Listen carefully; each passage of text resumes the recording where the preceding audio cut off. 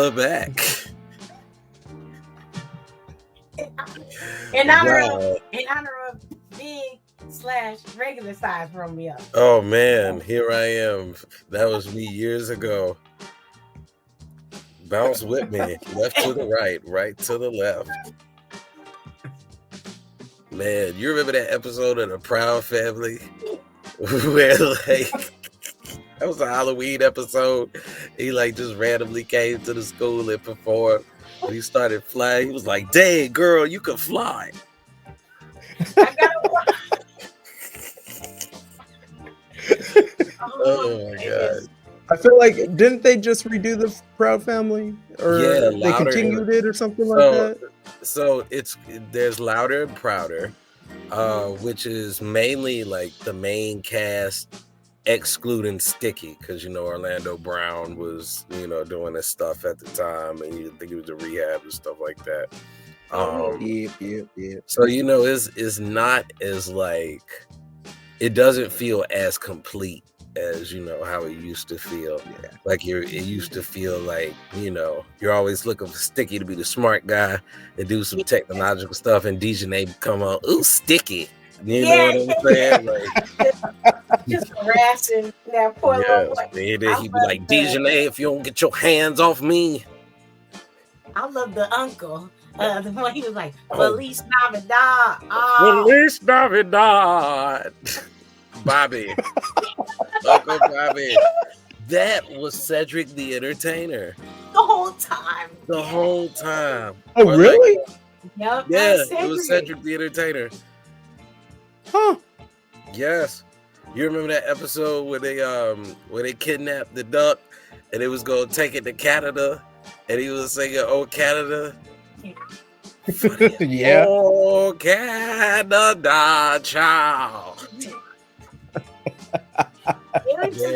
And he had his hair tied up. So he did. His sides laid down with the curls. Like a satin wrap or something like that. It was. He was always singing. He said, "Mama, I gotta go." Oh.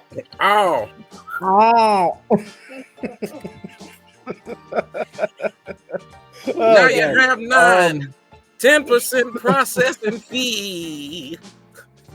He said, my money's tight. I gotta go not to the left but to the right. Oh no! What's the one he was like? He was like, "I love me some fruit cake, but this smell like the bottom of somebody's boot cake." Yeah. Okay.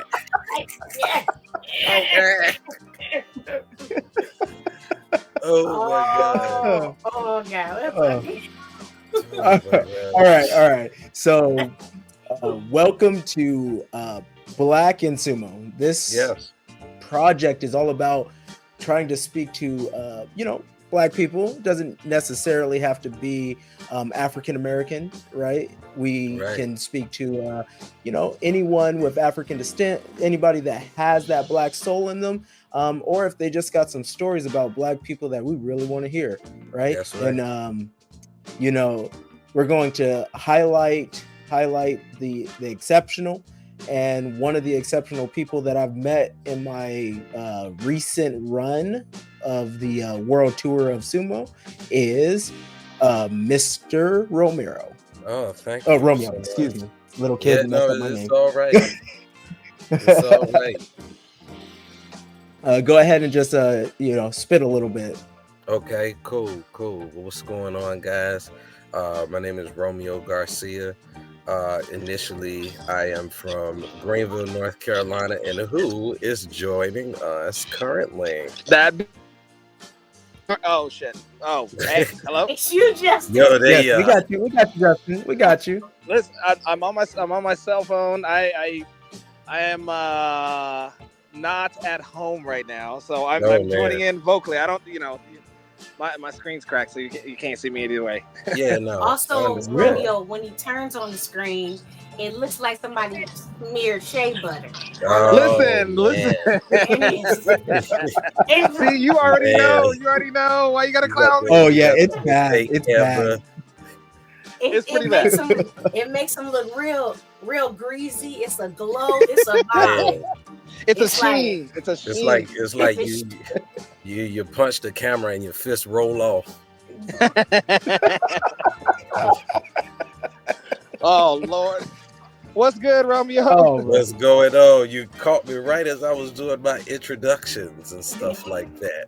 Oh yeah, keep going, keep going. Shut up no. So I'm from Romeo. I'm from a little tobacco town known as Greenville, North Carolina. After living 18 years there, I had spent 5 years in Hampton, Virginia at Hampton University. HU? That is I don't do that, chat. That's not mine. You won't catch me with that one. That's another HU. Yeah. No, that's a Howard. Do your intro. Excuse me. Sorry. You was trying to get me in trouble. Me and Romeo promised not to bang on each other. Yeah. Like in the sumo community. Yeah, no. Christina, show your hat. Show your hat. What? Yeah. This one? No, man, it looks so nice. It's so nice and gray and cool colors and love that. It's fine, Romeo. We both went to school. Our financial aid department probably was the same. Oh my gosh. I could tell you the stories up in Whipple Barn building about all the fun, but anyway. I did 5 years in Hampton, and then she's my wife now, but at the time we were boyfriend and girlfriend. We decided to move up here to the DMV area, living in Arlington, Virginia for 2 years, and then we moved to Greenbelt, Maryland for 3 years, and now we're staying in Lanham, Maryland, which is like up the street. Maybe like 5 to 7 minutes up from where we used to live. And I have been, just living and working and trying my best to be a good husband and, trying my best to, be a better man and all of that other type of stuff. Before we get into all the sumo stuff, I'm a Sankyu in judo. For those of you who don't know Sankyu, that means I'm a 3rd brown belt. We've been going over kata and all of that other type of stuff because for Nikyu I got to do the throw-in and stuff like that. That's been pretty annoying, but it is what it is. You got to learn it. And as far as sumo, I've been in sumo. I would say like actually doing sumo stuff like late 2022, early 2023. I officially kicked off my club in like June, July of 2023. And we've been going hard ever since. I got about like 45 guys right now. And we're a pretty concentrated group, just concentrating on learning the indigenous wrestling art of Japan, spreading that to our community, as well as, just kind of building ourselves up to kind of get some of those life and some of those brutal aspects from the martial arts as well. Beautiful. I just want to clarify. You said 425, not 4D5, right? Yeah, 425. Yes. Okay, all right. I was like, we got the biggest club in the United States. You better claim it, Romeo. That's right, 45 large adults. Oh wow. All right. Yeah. Hell yeah. Let's see. Justin, are you here? Yes, I'm here. All right. Do you have any questions for Mr. Romeo? This is the first time that you have met him, I think. No. This ain't the first. I mean, no. Since he first started, we've been dialoguing back and forth. Yeah. Having he had questions about how to start a club and all kinds of stuff. And so him and I have been in contact for a hot minute. I haven't physically seen him, we haven't physically met. Yeah. So you dropped the ball because you're the only one in the call that hasn't practiced at DMV. That's all I'm saying. That's all I'm putting out there. This is true. I know, and you know what? And I was actually, my aunt lives pretty close to where he's at. And I was there 6 months ago, I guess. Yeah, Yeah, not too long ago. Yeah. And he was like, "Yo, I'm really close," and I was like, "Damn!" But now that I know he's there, I got an excuse to go see my aunt again. So I'm definitely gonna be going over there. Y'all, sorry, give me 1 second, guys. Yeah, no problem, no problem. Y'all keep talking. Yeah, it is. We're definitely. Yeah, go ahead, y'all. Yeah, Justin is living his life like that person that's supposed to be at work during a Zoom call, but they ain't at work. Oh man, they ain't at work.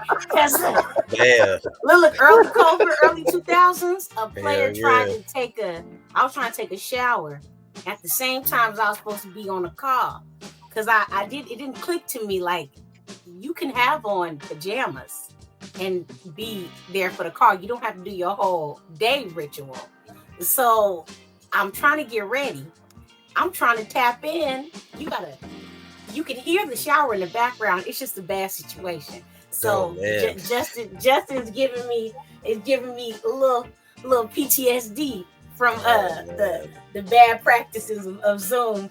I'll tell you what. Trying to be at work, not at work. At work.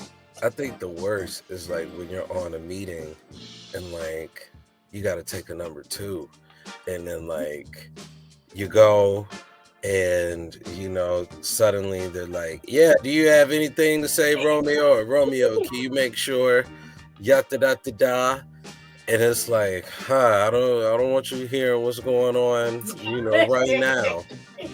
You know what I'm saying? It's the worst. Oh my God, it's so awkward. But I got a question for you though, Romeo. For what's your opinion on how Black wrestlers are represented in sumo, both amateur and in professional? Okay. So I think in professional is non-existent. I mean, these are just facts. Yeah. Sorry, carry on. My bad. So we're gonna get to professional in a minute, but I think amateur wise, I think that definitely there's a lot more representation than what there was maybe like a few years ago from what I'm seeing. Yes, lift every voice and sing. Yes. We got the Black Fist. We sure do. And I'm sure Justin has his up too. But he's driving or something. But sorry, I'm listening. I think I think the representation is a lot better now.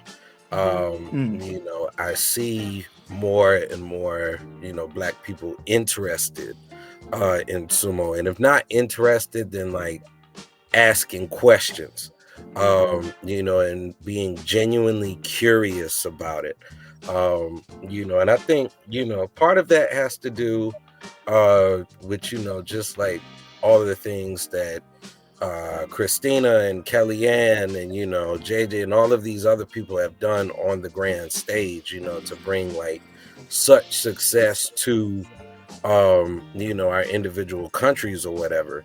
But I think also now, because we have social media, and they're seeing like people like JJ and people like Justin like being leaders and oyakatas of clubs, you know what I'm saying? They're like, oh, okay, well, we have a sport, we have a spot in this, as well. And then you see guys that are competing, like Jay Scriven, you know what I'm saying? He's really going in, and representing not only, like for his sumo club, but he's representing for his frat, he's representing. Y'all go ahead and play, sir. For the military and stuff like that. Justin is doing too much over there. Off of mute. Justin, you need to mute. You need to mute that. I'm sorry. I try to mute. Justin, you over there talking about. You over there talking about. I'm sorry. He was going deep and shit. Like, yeah, I like 2 carne asada tacos. Justin, he's golfing right now. No, I'm not ordering no goddamn food. He said, I told that nigga if he don't give me that $5, what it was gonna be. I'm gonna fuck his ass up. He's like, play through. You better play through. Stop playing now. Go get my beer. Damn. Look, I will kill you. I will kill you. Like, incriminating himself on the phone. This is very I'm so this is very unprofessional of me, and I apologize. No, it's perfect. Oh, this fits in well. This fits in well. This is good. Black history, sumo talk. You know what I'm saying? It's true. Fuck my life. I'm so sorry. All right, Romeo. You were talking about black representation and you were actually saying something. Sorry. Yeah, so I was saying, like, you know how, like, you know, Jay is not only putting on for his club, but he's putting on, you know, for his frat, he's putting on for the military, you know, and I think that exposure, you know, that he has to all of these organizations kind of meshes in well with his exposure to sumo, you know what I'm saying? And he's able to like really present it in a way that, like, I think we as African Americans can understand. And like, even I think of like Mark Jones, you know, Mark Jones, you know, isn't, you know, one of us, but I look at practices that Mark Jones hosts, and it is a slew of Negro children, you know what I'm saying? And this really is really beautiful to see, like, little black boys, you know what I'm saying, going at it, being able to take those skills from sumo, transfer it over to football, you know what I'm saying, and really build the next generation of, you know, black rikishi in America. So, you know, I think from a black perspective, you know, it's definitely on the come up. And I definitely see a positive incline for rikishi, you know, in America, you know, as far as, you know, black guys and gals and whomever else. Yeah, thank you for that. When we you know, we like ask that question, you know, the all of our, like, you know, responses are kind of like the same in talking about, and it really drives home for me, right? As being black, how important seeing another black person there, or seeing like a black person come before you, and then too, like, being like, you know, sometimes the first black person to do it, it's a little mind-boggling, because you be like, dang, it's 2023. Sheesh. Yeah. Like it's like but it just even drives home more, you know, being able to see all of us, you know, like when you know, when Jay and I, you know, heard about, you know, your club, and you know, we come from, you know, Justin was a part of the first club we were a part of, you know, in California. So, you know, it's just it's always great seeing like more black people in the sport, and I think that all that's going to do is really just encourage other black people who are like, oh, we doing that now, okay, you know. So, but also, you know, on the other side of that coin, you know, have what did your family and friends, right, think when you started sumo? Because, like, you know, sometimes it's like, you know, for me, my family was like, what? Wait, what? What's going on? And saying the names wrong and everything like that. And but wanting to get from you, you know, kind of what was that like for you? So for me, my parents, you know, were kind of, you know, supportive from jump. You know, I think, you know, I remember mentioning with you, Justin, like, I used to watch this stuff with my dad, you know what I'm saying? So out the get-go, Dad is like, cool, you know what I'm saying? I see you doing your sumo stuff. My mom, you know, she likes my pictures on Facebook and stuff, and I'm sure she shows her friends and different things like that. You know, my wife, your Keiko promo, that's the best. That's the best. Well, the flyers, all of them. Yeah, oh man, they're so original. They're so original. They're perfect. I really do. Actually, I did want to give you a huge kudos on the funny ass flyers. Thank you. Thank you so much. And we're gonna get into the flyers in a minute. But I think that like as far as like my wife and stuff like that, my wife was supportive. But my wife was like, I don't want to see your ass on the internet. You know what I'm saying? Like I don't want to see you showing the world your butt cheeks and stuff like that and all. Wait. So you saying you never gonna go traditional? I'm not saying that I'm never gonna go traditional. I just you think just gotta check in with the proper channels. Right. I gotta ease their forms he needs to fill out. Because I think like Justin, don't turn into Dan. Don't turn into Dan, Justin, and be like, oh, you gotta be Sandy Cruz. I'm not shaming it. I'm not shaming it. I'm just I'm just saying, you know. Yeah, no. Justin is out there solo, traditional. For a while. Right. For a long time. And that's important as a black man. If you're doing sumo, somebody needs to see that, hey, it's not just, you know, and I mean, me having like a lot of it dealt with, you know, my wife being Japanese, and I'm like, if I'm doing this, I'm not bringing, you know, it's right. I'm not half-assing it. Like you don't wear things underneath it in Japan, period. And like you would get clowned there for that. And so like I just never went, you know, I started it that way and have never, you know, it's been all right. I don't know. There's a big movement. There's a big movement of people wearing shorts underneath or wearing compression shorts underneath. There's been a lot on the internet recently. Me and Matt from Sumo Punks dived in a little bit, and there's been a lot more Japanese sumo clubs practicing with shorts. But it's Japanese with shorts. But it's the clubs, right? It's not like the pro stable. There is no pro. Yeah, it's not pro.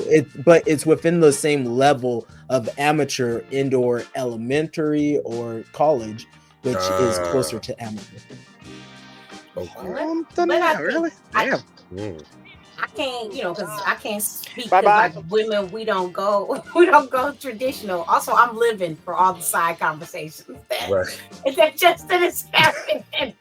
But so like I don't know what it's like to go traditional, but like wanting to ask y'all, right? Like, do you think like in kind where does kind of like I think comfort with your body kind of play into with going with sumo, right? Like I've only been on the outside where some people are asking, you know, hey, you know, should I take off my shirt? You know, I don't have a 6-pack or nothing like that. And it's like, you know, so just wanted to kind of ask y'all, you know, in kind of that move to, you know, move in sumo and less clothes, I guess. Where does kind of body comfort come into it, and then how do y'all kind of you know, overcome people's specifically like men's discomfort in practicing?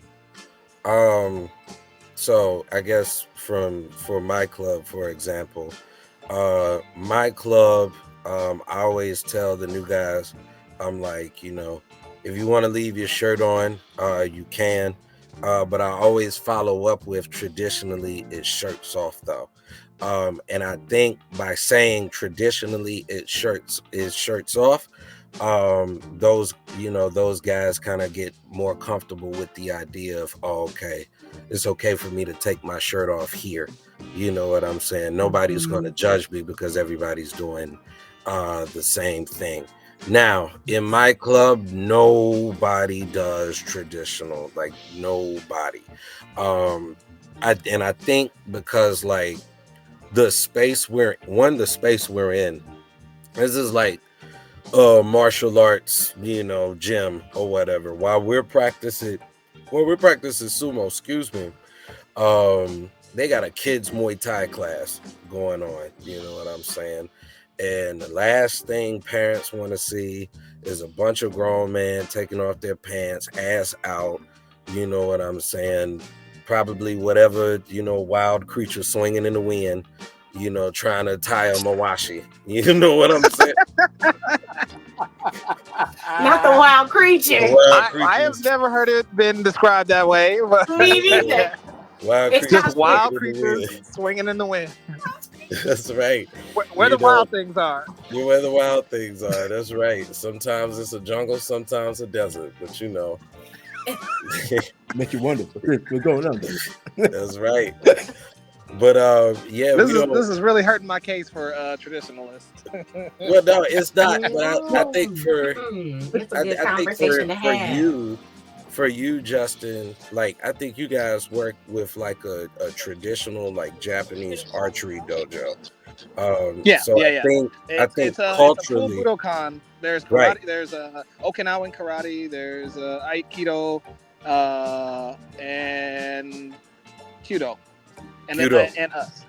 And so I think like that's understandable. You know what I'm saying? That's the tradition. You have people that they're 100% accepting of it. They love it.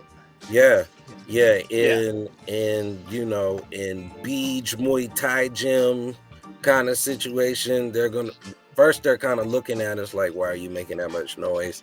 Or like, what are you guys doing? I've never seen this type of exercise before. So, just to kind of keep everybody comfortable and, kind of respect places so that way we can stay there. I'm like, no traditional at all. You can wear compression shorts. You can wear the joggers. I'm not really big on the people wearing boxers and stuff like that, but it happens. So I'm not gonna tell a man like, hey, we can't be wearing boxes here, when your initial thought is we weren't wearing anything at all. You probably wore jeans. At our gym, we kind of we mix it up a little bit. So depending on if there are people from like Yamamoto that come through that go traditional, I personally my preference is traditional, but I'm not going to be the only person. Yeah, exactly. Or Joe, even Joe only goes traditional now. Yeah. He took a little while. I have a thing where I'm like, I prefer traditional, and if people are coming in and it's my gym, right? It's my gym. Right. I control it. From there, I'll just go traditional myself. Right. But I don't want my butt to be this thing that stops somebody from doing sumo. Right. That's I think that's huge. Now, as far as for the difference of spats or like compression shorts or cotton, I prefer cotton just so it doesn't travel as much. I think that like that Under Armour style material makes the thong of the Mawashi move too much, in my own personal opinion. Okay. So I usually wear boxer briefs, and it kind of holds it to my butt a little easier. Yeah. I totally understand that. And I think like I think you wore boxer briefs when you came or whatever. I'm not. That's not a big deal, I guess, for me. You know what I'm saying? But when people are like, oh, what should I wear? Boxer briefs are not like the first thing that come to mind. You know what I'm saying? I tell them, wear some, I always say wear something comfortable, because I don't know if you have compression shorts, I don't, that's not fair for me to judge, or like now you got to go out to the store and, spend $20 on a pack of compression shorts or something like that, where you could have just worn some ones, you know what I'm saying? Yeah. And y'all, and like the fact that we're people trying to build our clubs. We want to create as less boundaries to people participating. I know for being of a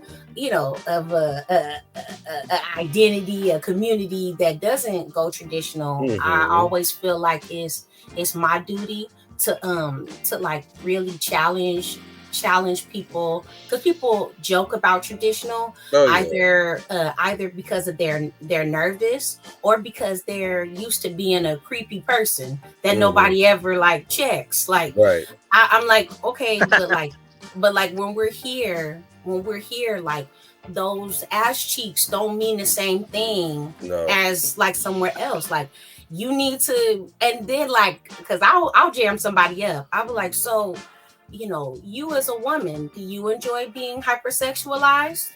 No?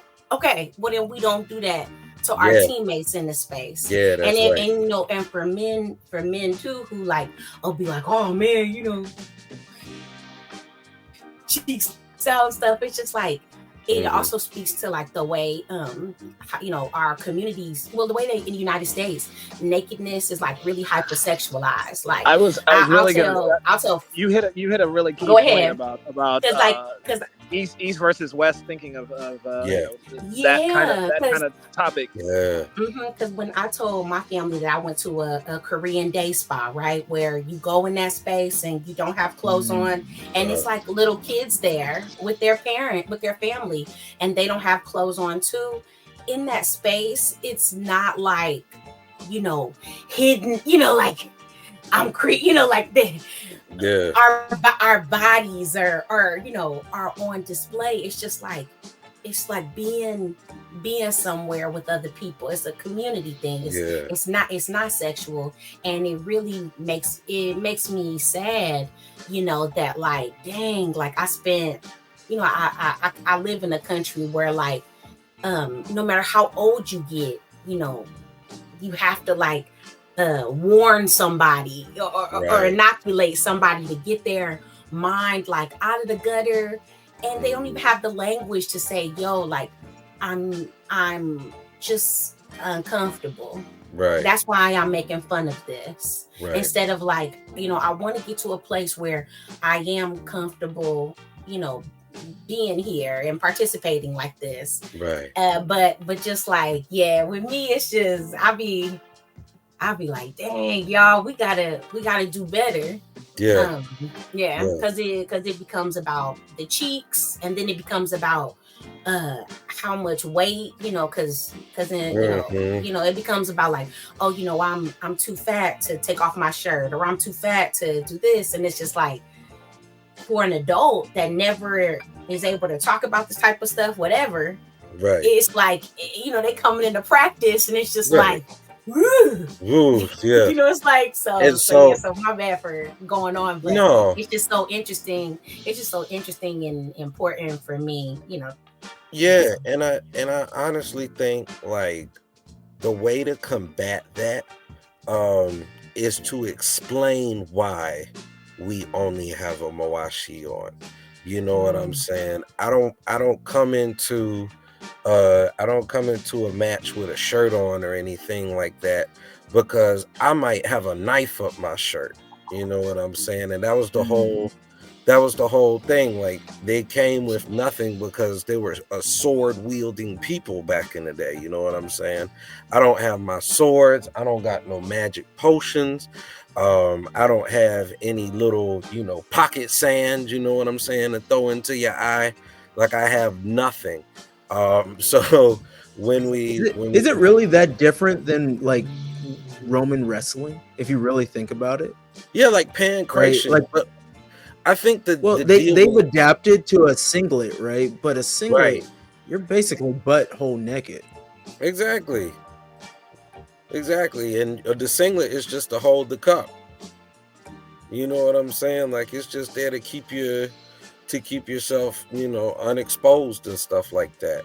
So there's no difference, but I think, you know, like Justin made a great point, East versus West, you know, the ideals behind you know, our bodies and the things that we think. Even when we think about, if we talk about Senegalese wrestling, Lom, you know what I'm saying, and how they just have the loincloth, and you know, it's bare chest. And sometimes they might have, like, the only difference is they might have like their talismans and stuff like that, because they're Sufi Islam, you know what I'm saying. But you know, Lam and what's the other, Nuba wrestling from Nubia, you know, how they have the leopard cloth, you know, that wraps around them and stuff like that. It's just to show like, hey, there's nothing here.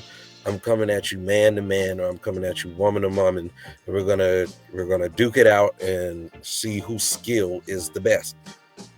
What have you learned from sumo? Like, not like the techniques. What have you learned about yourself? like your own personal growth from sumo.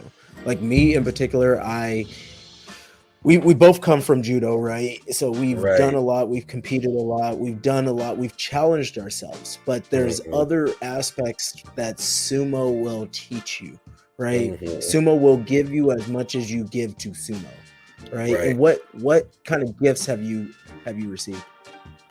Wow, great, very introspective question. I think sumo has taught me not to be as critical of myself, but make adjustments where adjustments need to be made.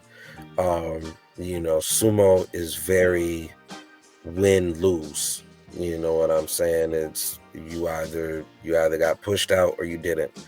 You either got thrown to the ground or you didn't.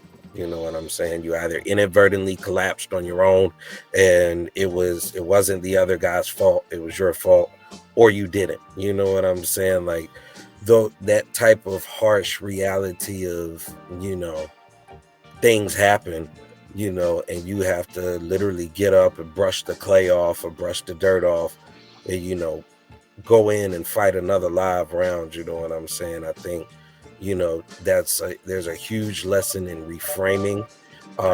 There's a huge lesson in being able to kind of analyze where your strengths lie, and, you know, kind of analyze how to have what they call grit, you know, to be able to go through some of life situations.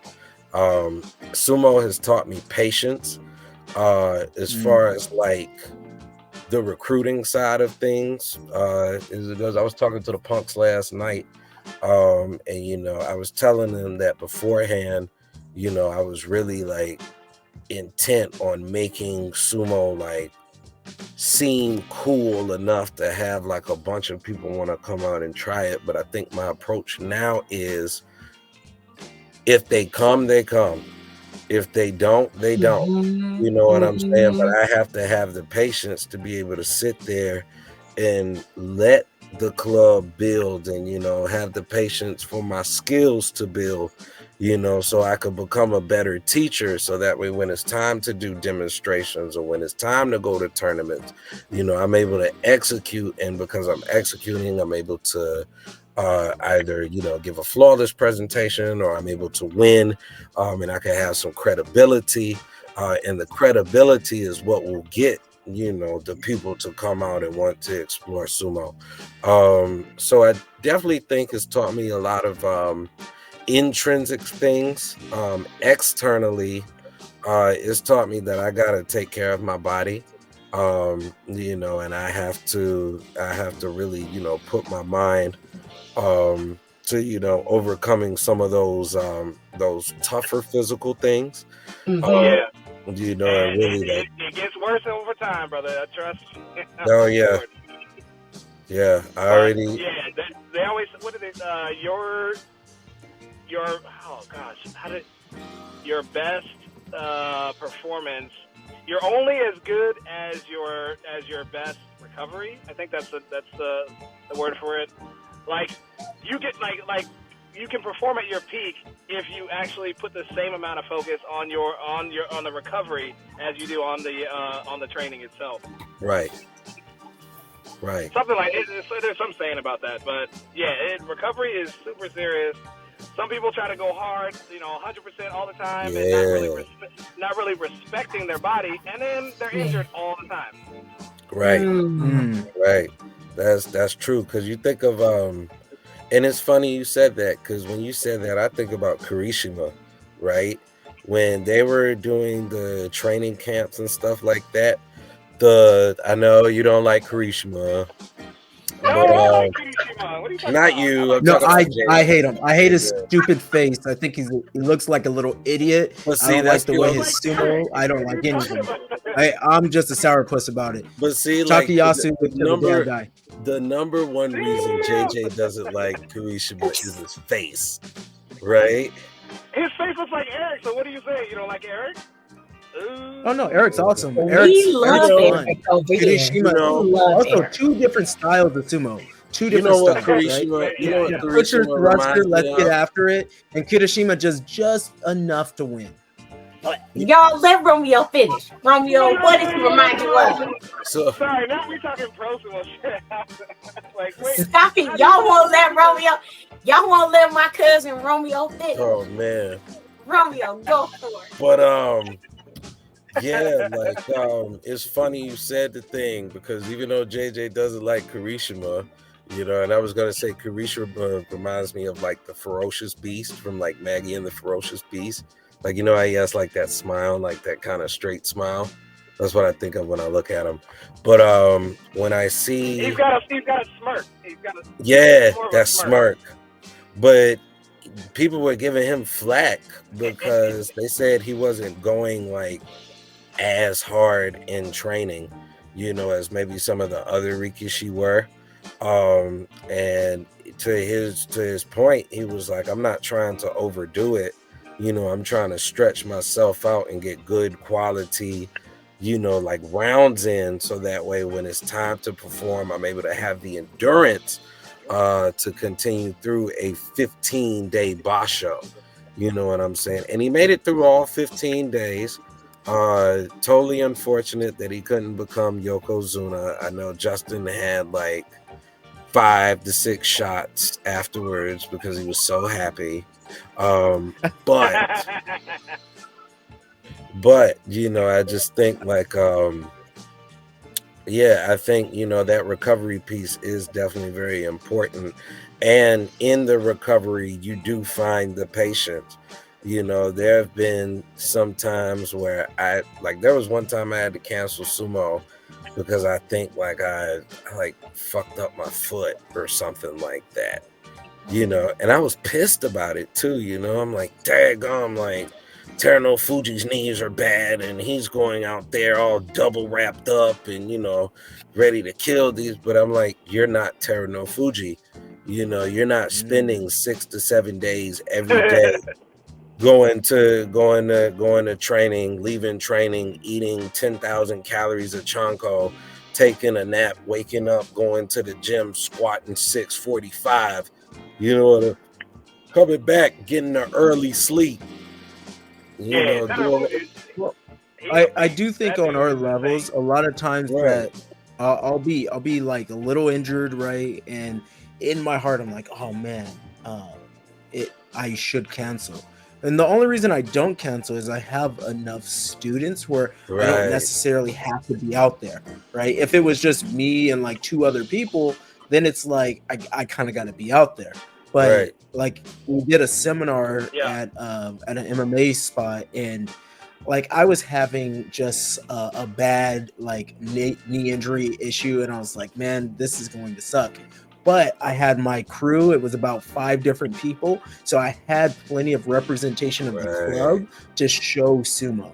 And I have my dark horses, Christina, the best female African American in history, was there. So I felt like I had enough crew, and I can talk my ass off.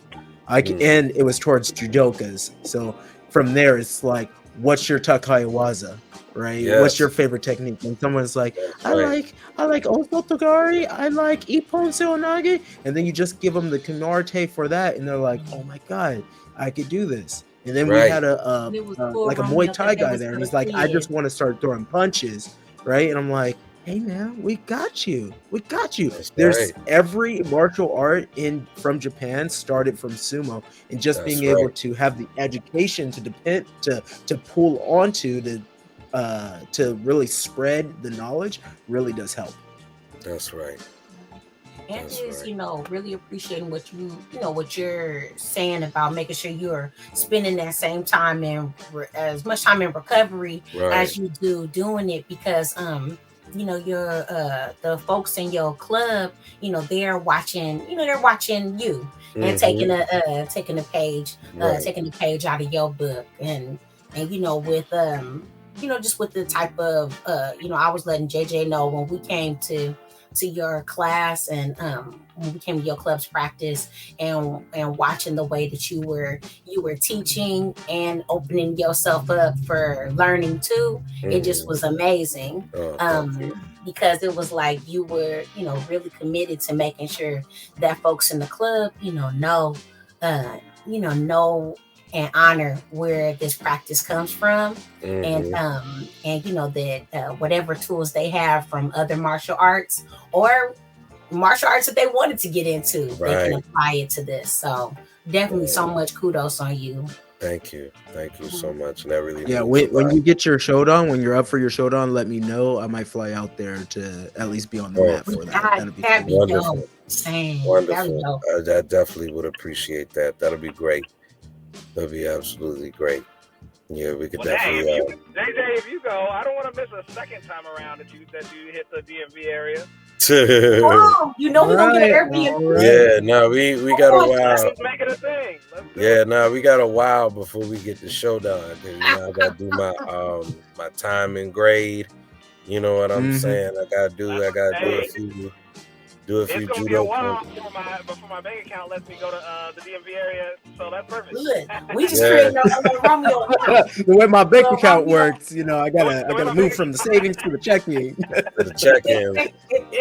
And then it's fees, It's then my check-ins is my savings. Oh man. I got one more question for you, Romeo. What's up? So where do you see the future of Black people in sumo wrestling? Well, okay, so on the amateur level, I see a lot more of us getting involved. I see us taking it seriously. I see cities like Baltimore popping up with an all Black club. You know what I'm saying? I see, cities like Richmond or like what's another real Black city? Like Albany, Georgia. You know what I'm saying? Places like that, with all Black clubs, that are unprecedented. And I see us becoming champions. I see us dominating. I see it being one of those martial arts that African Americans respect. You know what I'm saying? Like, how you always hear Black people like, "Ooh, he know karate." You know what I'm saying? Or, "Ooh, he know a little taekwondo." Something cool. You know what I'm saying? My family still think they do karate. They be like, you down at that karate school again? Doing that karate.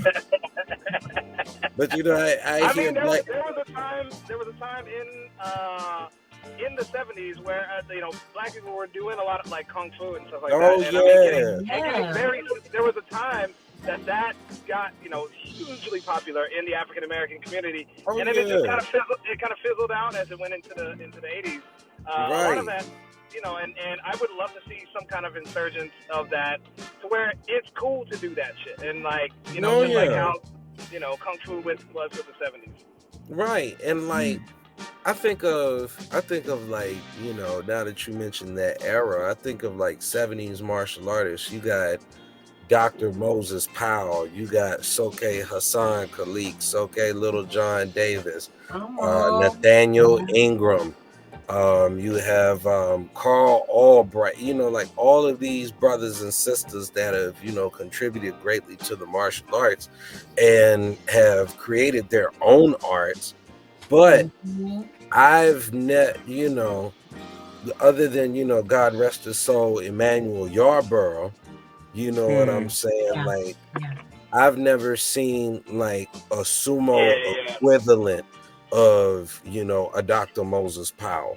You know what I'm saying? Like, I think Kevin Carter can definitely be in the running and the consideration for that. But I think we need a lot more Black elder stock. You know what I'm saying? So I think that's where cats like Justin come in. With the cats like, you and JJ, you guys come in.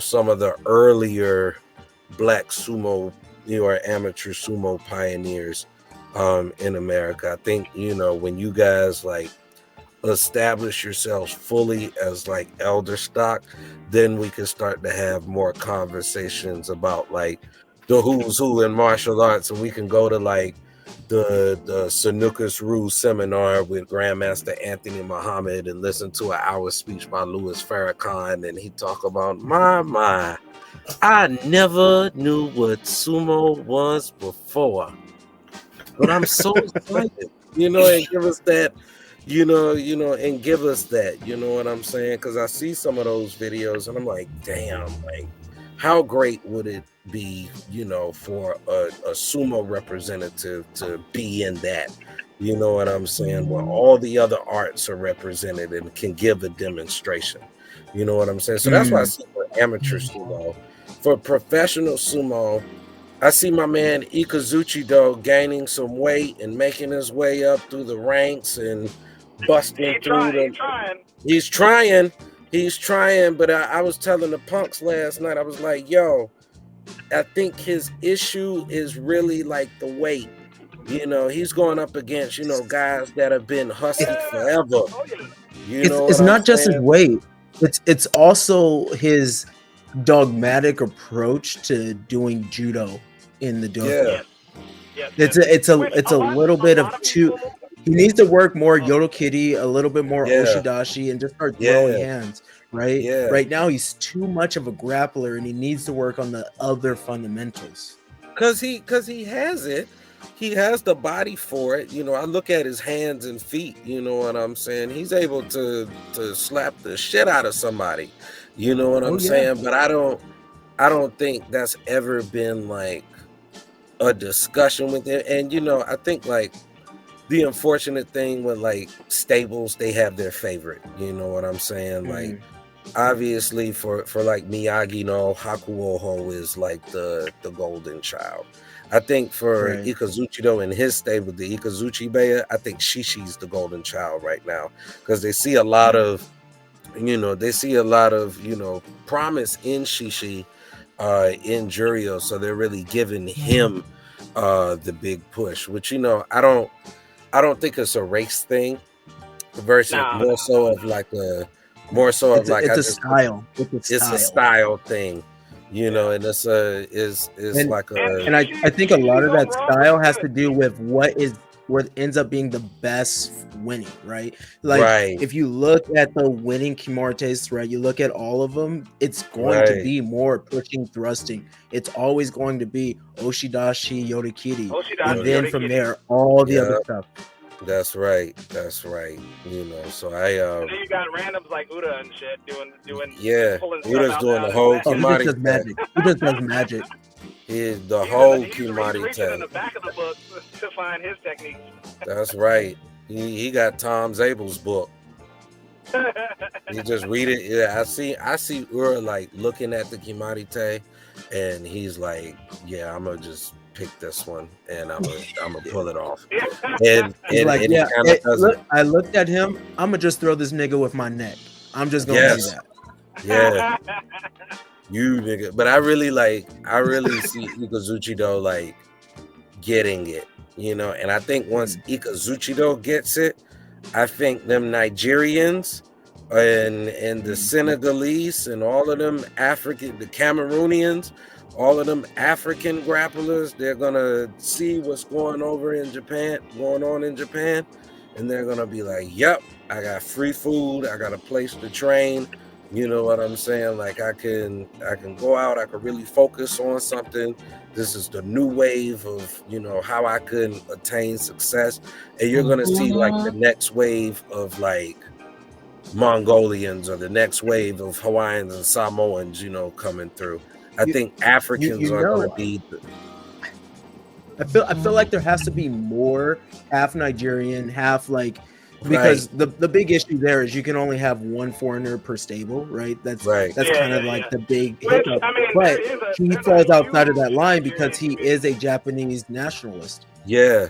So if you can get one like pure, plucked out of the Congo African, you know what I'm saying? Like that'd be great. And I say like, there's a large community in Japan, right, of Africans. I mean, right, they are there. Trust me, yeah, they're definitely there. And there's a lot they of having children. children. Yes, there's a lot of half children who are considered, Japanese, and so they can totally do it. They, they're considered Japanese, but then they got the, the Senegalese or Nigerian genetics. Forget about it. They're Forget about it. But just like my boy Takayasu. Don't forget Takayasu, Filipino all day. He's Filipino, but he's yeah, I mean, he's half Japanese. If truth be told, if you know their history, oh yeah, they black too. We know. Some people might get offended by that, but Filipinos are black. We know what's well, shit, let them get offended, because then they're gonna be like, because then they're gonna be like, oh no, we have the Spanish as well too, and then you tell them, well, them dark, swarthy Spanish motherfuckers was Negroes. Come on, you be like, baby, you ain't got no tan, honey. No, that's that black. Yeah, not for no reason. Not the way that curl, not the way that them edges is laying down. That's right. If you're in America, your name will be Chandra. That part. SHONDRA. Look, Chandra Jones, black first name, black last name. That's right. And your middle name. Do you have any questions for us, Romeo? Yeah. So I guess I would ask like the same questions for you guys. Like, where do you guys see, blacks in sumo, within the next few years, like either on the professional or the amateur stage? Like, do you think that it'll remain stagnant, or do you think that it's going to grow, or do you think that we're going to start, the Negro sumo leagues, or, what you think we're going to do? Oh my God, JJ! That's so wonderful that you said that. Hey, I'm just saying. I said that on our first episode that hasn't aired yet. That's my dream. Is the Negro sumo leagues? Yes. Well, and it's because everybody's like, the Chumage, blah blah blah blah blah. Fuck the Chumage. I don't like. If you're out there and you got African heritage, they just go out there with a fro. Fuck it. Fucking sumo pro. Let's do it. Right? If I have to make my own African league in Japan, I will. Man, and you could you could take it and put it in a Puerto Rican ponytail. You know what I'm saying? And hook it. They go out there, they're wearing do-rags. Come on now. You want a Chumage? What's up with the do-rag? No, like I've already look, I'm going with the Fire Lord Ozai. You know what I'm saying? The half down, like this joint right here. That's right. There we go. That's right. Scary. Okay. I just like what's his name? Shona from The Last Dragon. The Last Dragon. Yep. Shona, that was nice. See, that's something we got to all do a watch along for. We got to do a watch along and watch that. Let me tell you something. That movie is amazing. Man, I have like the main song from the soundtrack on my judo inspiration playlist. No, not that one. The you are the instrumental. Last dragon. Yeah. You possess the power of the globe. Who's the master? Heck yeah.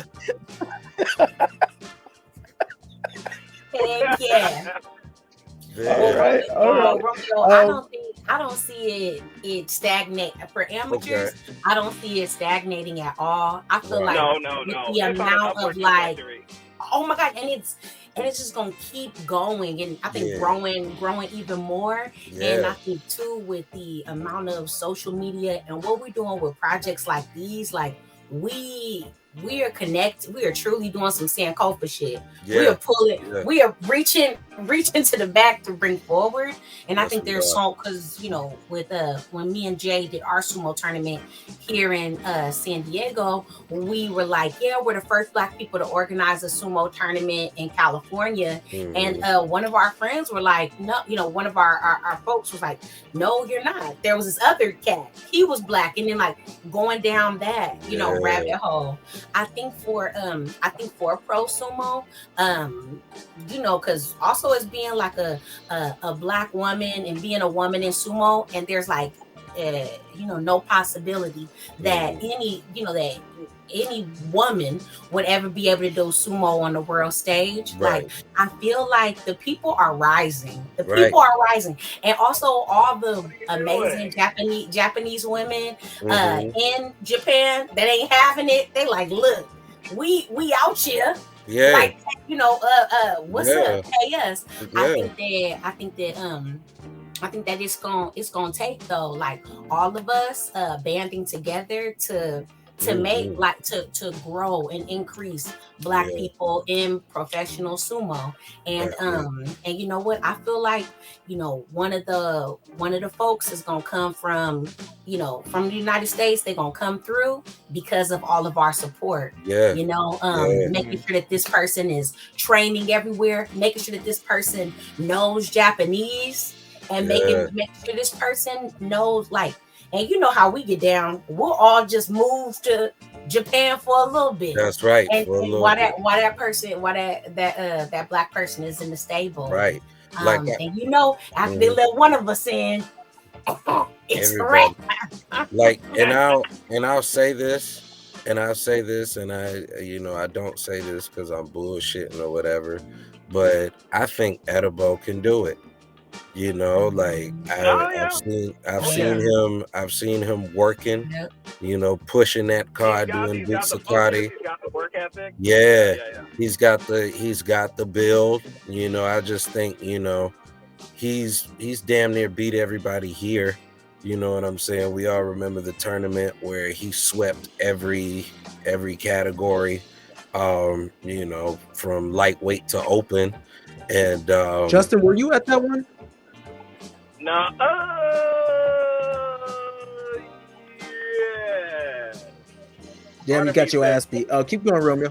Because he did it. No, he didn't.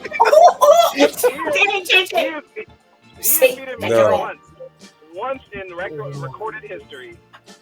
We're at a 3-to-1. We're at a 3-to-1 ratio right now with being that man. Yeah, no, he's a talented brother, but I think now the next step for him is joining that stable. You know what I'm saying, and really like going in and committing to it. Like even his whatchamacallit, his bio says on the road to pro sumo. You know what I'm saying? And it's like, we want to. This thing, he said, I'm gonna bend the universe to my whim. Right. I said, you better go ahead. To his will. And that's some shit a pharaoh would say. That's some shit a chief would say. Right. You know what I'm saying? Like, I will take the world and bend it to my will. And that's the type of stuff that we like to hear. And a lot of people, I've noticed a lot of people will do this and they not recognize. They'll be like, oh, he's Hungarian or whatever. And I'll be like, well, he a Black Hungarian. You know what I'm saying? Let me tell you something. There might be a guy that runs a tournament, and all of a sudden, when he found out he was Hungarian, he's like, oh, look at that. All of the people that medaled at my tournament were all international athletes. What the fuck are you talking about? Yeah, he is an American. You're like, I'm tired of all this, all Hungarian, this, all blah, blah, blah. Fuck you. No. He's American. Stop trying to take one of ours. That part. And then the other piece too, like Ed is studied, and Ed is studied. It's not just his genetics that make him good, because that's also what they try to do to Black athletes. Yeah, like y'all just born good. Yeah, it's his passion, and he is studied. He studies. You could tell he studies by the way he like analyzes his techniques. You know what I'm saying? Have you ever watched My Hero Academia, Romeo? No, I haven't. I'm gonna tell you what. I'm a bad anime watcher, man. It's all good. It's all good. It's all good. There's one reference I've been trying to sneak this fucking reference on all of these different shows. Nobody watches it but me, which makes me the loser. No, somebody. It's not y'all. Somebody watches My Hero. Yeah, they're probably not black. That might be the problem. No, man, watch My Hero Academia. I think she said if that. you're a black person that watches My Hero Academia and is a sumo fan, go ahead and reach out to us. You can email us at sumo@gmail.com. You can reach out to us on Instagram, on Facebook if you want me to ignore your messages. We're also on Black Planet, so there's that. Yeah. Are we? Yeah, Black people. Wait, oh my God. You were on Black Planet? No, we're not. By the time this goes up, we will be.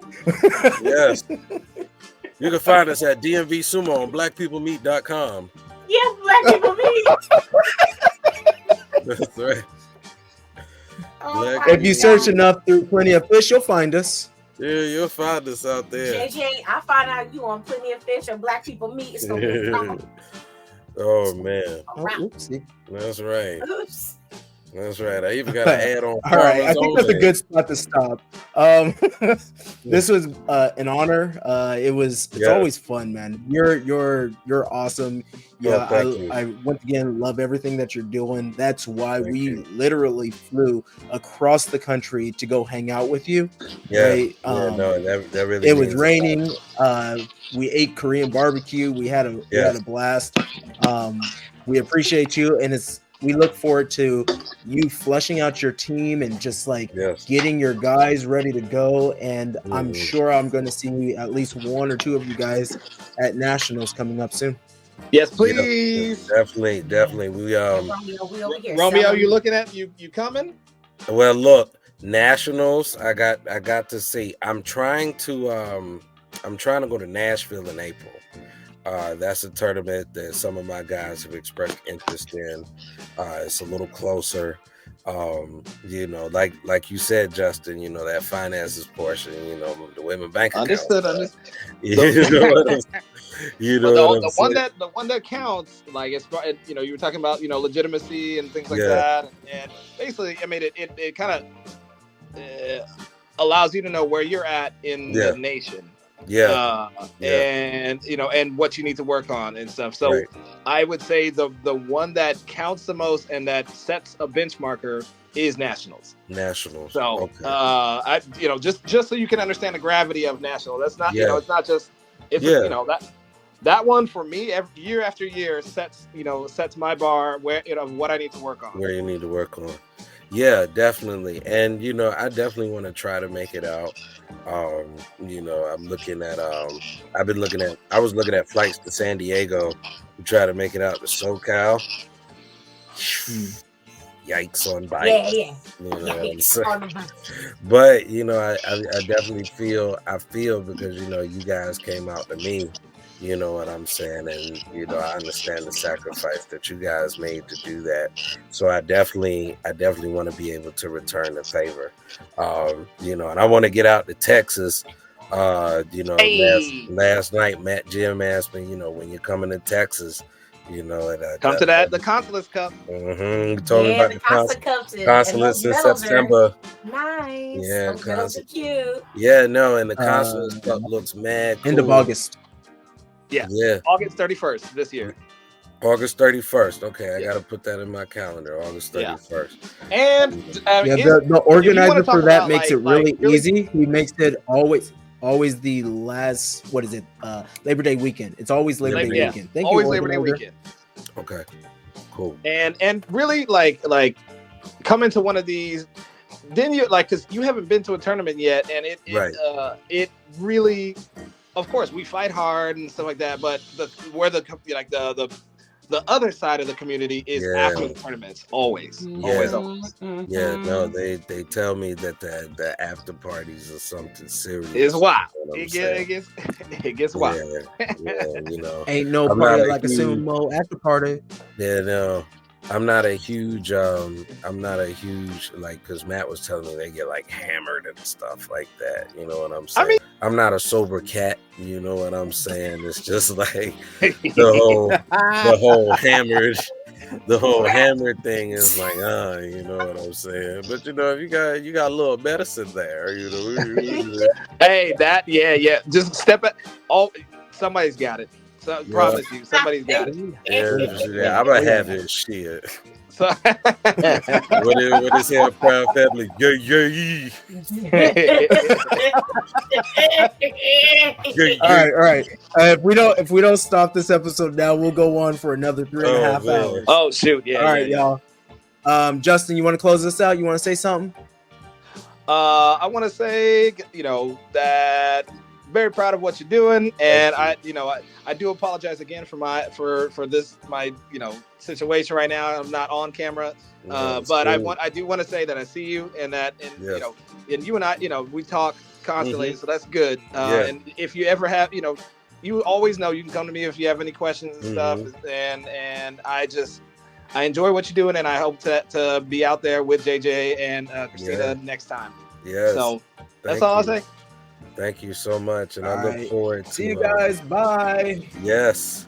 Catch you guys later.